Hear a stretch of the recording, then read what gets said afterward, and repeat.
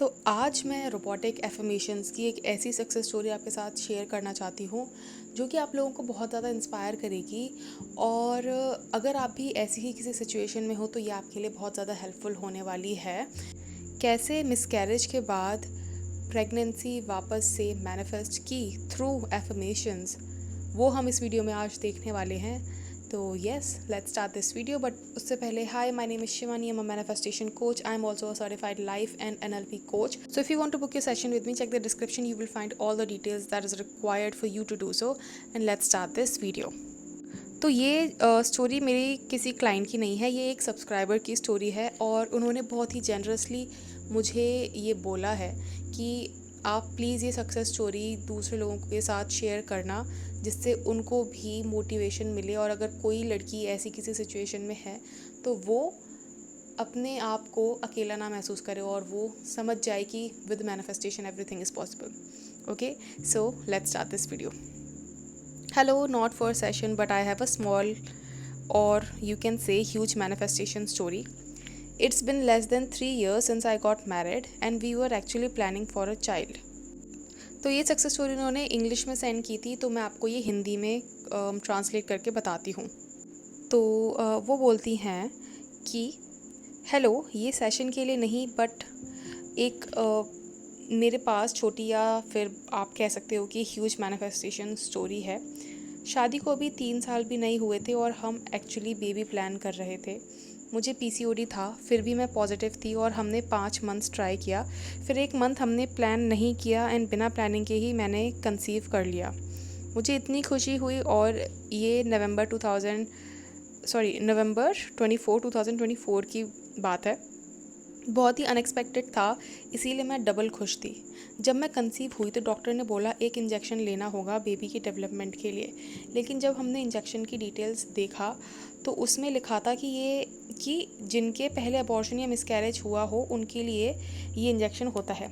मेरे कुछ फ्रेंड्स हैं जो मेडिकल नॉलेज रखते हैं, तो मैं उनसे बात कर रही थी। बात करते करते मैंने बार बार मिसकैरेज और अबॉर्शन वर्ड्स यूज़ कर दिए। शायद समझाते वक्त हो गया होगा। और पता नहीं कैसे सडनली दिसंबर 2024 में मुझे मिसकैरेज हो गया। मुझे सिर्फ 2 मंथ्स प्रेग्नेंट हुए थे। मैं बिल्कुल टूट गई। उस फीलिंग को एक्सप्रेस करना बहुत मुश्किल है, क्योंकि कोई भी वुमेन इजीली रिलेट कर सकती है। एक वीक तक मैं कम्प्लीटली डिप्रेस्ड थी। खुद को ब्लेम किया, मदर इन लॉ को ब्लेम किया, क्योंकि जब ब्लीडिंग शुरू हुई तो वो मेरे साथ डॉक्टर के पास गई थी और स्कैन के टाइम उसने बोल दिया कि ये लड़की है। पता नहीं 2 मंथ्स के फीटस का जेंडर कैसे पता चल सकता है। और टोन भी सार्कास्टिक थी, डिसअपॉइंटेड जैसे। उसके बाद मुझे लगा बस अब बहुत हो गया। फिर मैंने कुछ एफर्मेशंस का एक लिस्ट बनाया और हर घंटे बोलना स्टार्ट किया। अलार्म लगाती, एक बार रिपीट करने के बाद 1 आवर का टाइमर सेट करती और फिर दोबारा रिपीट करती। ये मैंने 3 महीने तक किया। मुझे डेस्परेशन में अगले मंथ ही प्रेग्नेंट होना था, लेकिन मैंने परसिस्टेंस रखी। 2 महीने तक पीरियड्स आए, फिर भी मैं अफर्मेशंस बोलती रही। फिर 3rd मंथ यानी मार्च में मैंने प्लान किया। हबी को ओव्यूलेशन डेट का कुछ भी नहीं बताया, बस उसको फील कराया कि मुझे उसके पास रहना है। और फिर मैंने कंसीव कर लिया, लेकिन तब भी हबी को नहीं बताया। एफर्मेशंस के साथ मैंने 3 लाइन रोबोटिकली रिपीट की, जो आज भी करती हूँ। My womb is strong, my uterus is strong and my baby is strong. 21 April को पॉजिटिव टेस्ट आया, लेकिन मैंने किसी को नहीं बताया। मैंने डिसाइड किया कि अगर मेरा वूम्ब और बेबी स्ट्रॉन्ग है तो मुझे नॉर्मल एक्ट करना है। मैं वॉकिंग करती रही, स्टेयर्स चढ़ती रही, थोड़ा कॉशियस थी बट अवॉइड नहीं किया।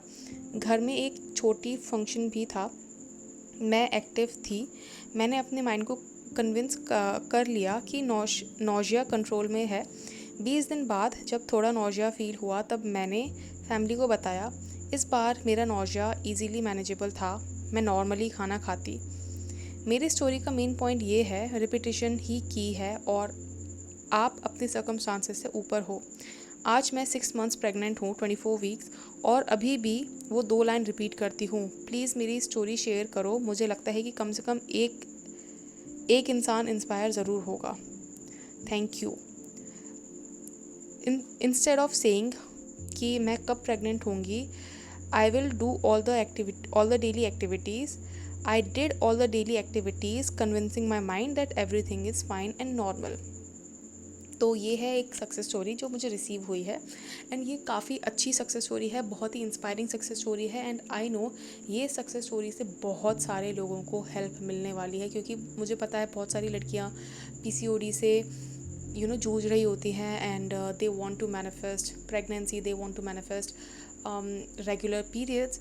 सो उनके लिए ये स्टोरी बहुत ज़्यादा इंपॉर्टेंट है। बेसिकली ये लड़कों के लिए नहीं है, लड़कियों के लिए है।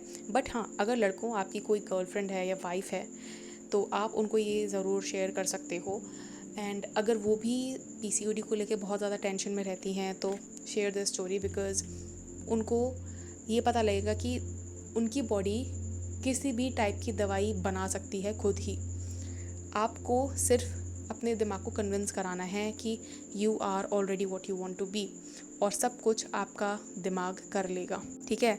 और इन्होंने कुछ एफर्मेशंस भी किए थे, वो मैं स्क्रीन पे लगा दूँगी तो आप स्क्रीनशॉट ले लेना।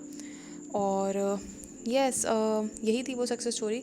बस मैं आपको ये बताना चाहती हूँ कि देखो, विद मैनिफेस्टेशन ना एवरीथिंग इज़ पॉसिबल। आप दुनिया का सबसे भयानक जहर भी अपने बॉडी में बना सकते हो, आप दुनिया की सबसे स्ट्रॉन्ग दवाई भी अपने बॉडी में बना सकते हो। कभी कभी ऐसा होता है कि मैनिफेस्टेशन होने के लिए जब आप कोई एंड रिज़ल्ट देखते हो तो वो होने के लिए, कोई मेडिकल इशू सॉल्व होने के लिए बीच में लोग भी आते हैं। या तो आपको कोई ऐसा डॉक्टर मिल जाएगा जो कि आपकी उस कंडीशन के बारे में 100% जानता होगा और 100% उसको ठीक करना जानता होगा, या फिर ऐसे इवेंट्स होंगे, आपकी बॉडी में ऐसे चेंजेस होंगे, या फिर कुछ भी होगा। सर्कमस्टांसेस नेवर मैटर, क्योंकि किसी भी सिचुएशन से किसी भी पॉइंट तक जाने के 1000 रास्ते हैं। आपको क्या चाहिए? आपको चाहिए सिर्फ थोड़ा सा फेथ, क्योंकि क्या है ना कि फेथ ऐसी कश्तियाँ भी बहा ले जाती है जहाँ पे आप डूब जाते हो। Without faith anything is impossible, ठीक है। तो देखो यार, फेथ तो ना जब हम प्रे करते हैं ना भगवान से, तो उसमें भी हमें फेथ चाहिए होता है, आस्था चाहिए होती है। Faith is very important. आप जब तक ये नहीं समझोगे कि यार फेथ इतना इम्पॉर्टेंट क्यों है, तब तक आप इतना ज़्यादा कॉन्शियसली मैनिफेस्ट नहीं कर पाओगे। Faith is very important, that is what I want to say. क्योंकि जब भी मैंने और मेरे क्लाइंट्स ने कुछ भी मैनिफेस्ट किया है ना अपनी रियलिटी में, उनको इस लॉ पे और अपने ऊपर इतना भयंकर वाला फेथ था ना कि जो मैं इमेजिन कर लूँगी उसको सच होना ही होना है, उसको कोई नहीं रोक सकता।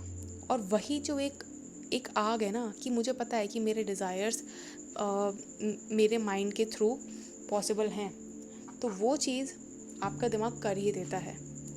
तो मैं बस आपको ये कहना चाहती हूँ कि एवरीथिंग इज़ पॉसिबल। बस आपको अपने दिमाग में वो चीज़ बैठाने की ज़रूरत है कि हाँ, एवरीथिंग इज़ पॉसिबल।